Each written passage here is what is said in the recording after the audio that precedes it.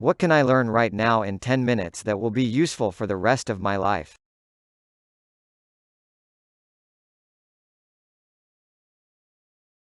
I'm not going to give you the usual life hack stuff. Sure, using Evernote, sleeping a lot, learning to listen, being grateful, all works for many people. I don't like the word life hack. It takes a lot of work to be really good at something in life. To get good at something you need a teacher, a passion, to read a lot of books, to practice 3 to 4 hours a day for many days. There are shortcuts to learning something. But if you follow the last paragraph, you will learn those shortcuts and it will still take you a long time. Here's the rule of thumb of hacking anything in life. But then, that all said, I will give you my 4 favorite life hacks. It will take you 1 year of serious study to be in the top 60% of anything in life. It will take you 2 years to be in the top 50%. The learning curve slope starts to flatten. It will take you 3 years to be in the top 30%, where you will start making money at your passion. It will take you 4 years to be in the top 10 to 20%, where you will start to make real wealth. It will take you 5+ years to be in the top 10%, where you will make real wealth. I've switched careers many times. Even if you have every life hack in the book, this is what it takes to be great at something you love doing. Great enough to make a living or even wealth at it. This is true no matter what field. And by serious study I mean 3 to 4 hours a day with breaks in between. So instead, I'm going to tell you some other life hacks I do that I have fun with and has made life a lot smoother for me. 4 life hacks that work for me. $2 bills. I have thousands of $2 bills. I always tip with $2 bills. How come? Because then people remember me. They always say, "Whoa, I've never had one," and then the next time I come into an establishment, I'm remembered. This is good for restaurants, dates, poker night with friends, even for paying at the local deli. I also find whenever I move to a new town this is a quick way to make friends. I'm very shy and this gets people talking. This has been also very good on dates. Nobody ever forgets the guy with a roll of $2 bills. Doctor's coat. I wear a doctor's lab coat most of the time. Like in airports, restaurants, walking around town. The reason? A. It's comfortable. B. The big pockets let me put any electronic devices I might need, an iPad mini, for example, plus waiter's pads, see below. C. People actually do treat me like a doctor.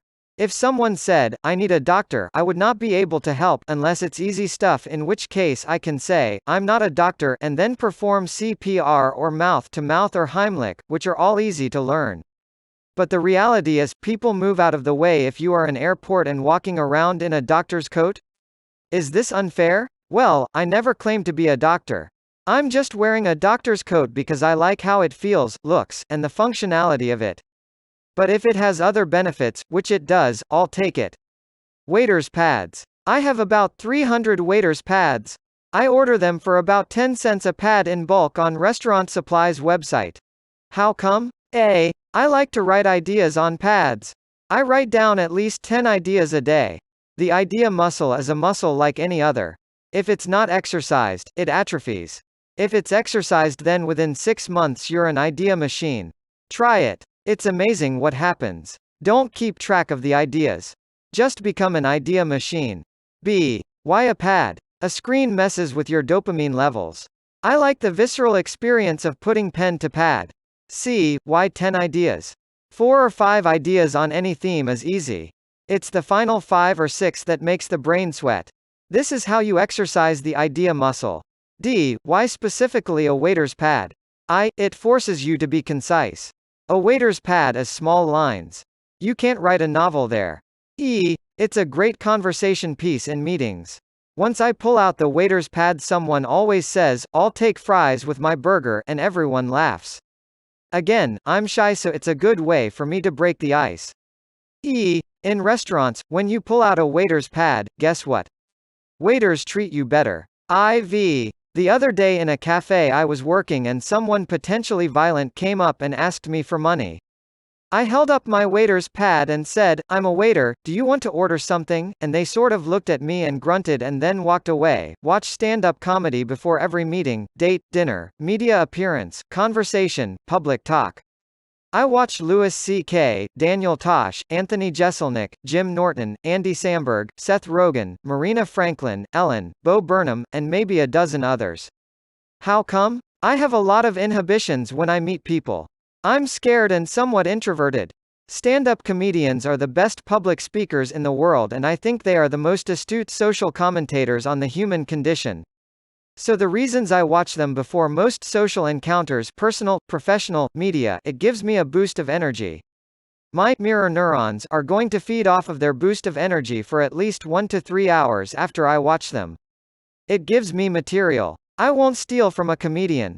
But the reality is, good artists plagiarize, great artists steal. And at the very least, I often improvise based on material I heard a comedian said. I'm not competing with them. I'm just on a date. Or a business meeting. Studying the subtleties of how comedians get laughs, their timing, their voices, their silences, the way they look at the audience, the way they move across the stage, the way they benefits from the comedians who came before them, and their actual commentary about life, helps me in my many interactions with people. All of the above may make it seem like I'm a loser in many respects. I don't deny this. That's why I need life hacks. And they work. These are just some self-defense tips that could prove useful in occasions where you are being attacked or mugged. Of course, first and foremost it would be prudent to take preventive measures like staying at home after dark if you're in a dangerous neighborhood, parking in well-lit areas, or using a pepper spray to disrupt the attacker. But if it comes to a stage where you have to fight to survive, it may be useful to remember these simple tricks. 1. Don't stay still, keep moving your hands and talking loudly. If the attacker has touched you, you know there's probably no escape, so show that you are one tough nut. The attacker will try quieting you down, and that's where you're going to face some physical danger. Attitude is important. No timidity, you're in danger, you got to protect yourself, this is no time to show ahimsa, hurt or be hurt. 2. Aim for the vulnerable parts. Your attacker probably will have a strong chest, stomach and arms. No point in attacking them fervently. However, it becomes difficult to concentrate on anything when you have a couple of fingers stuck into your eye. The vulnerable points are those that can't be toned or built up in a gym or anywhere else for that matter. Attack them. As shown in the pic, the eyes, nose, neck, the genitals and knees are the weak points. It is important to identify quickly where you are going to attack. That is decided with reference to your position and distance from the attacker. If the attacker is at arm's length, you don't go closer so that you can hit the nose. Instead, aim for the knees.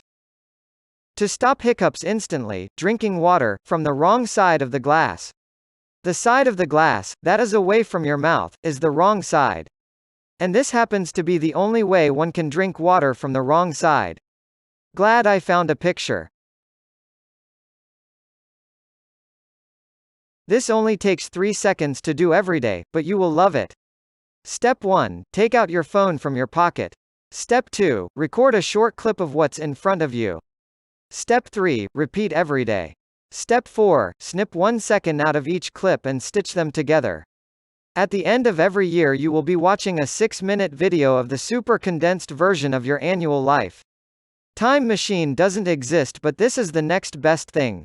With each second playing, you travel back in time to that day when you were younger and making your mark in the world. You will remember that sexy date you had on the beach, that boring day when you had nothing better to do than to eat a pack of instant noodle, or just how beautiful the rainbow was after the rain. Everything. Vividly. It's amazing the amount of information 1-second clips can contain. I don't know how it looks like to you, but to me I could almost physically see myself standing holding my phone and remember the whole day. From just that 1 second. Reminiscing has never been this easy, and sure as hell I'm going to do this for the rest of my life. Some people take pictures, but pictures only engage your vision sense.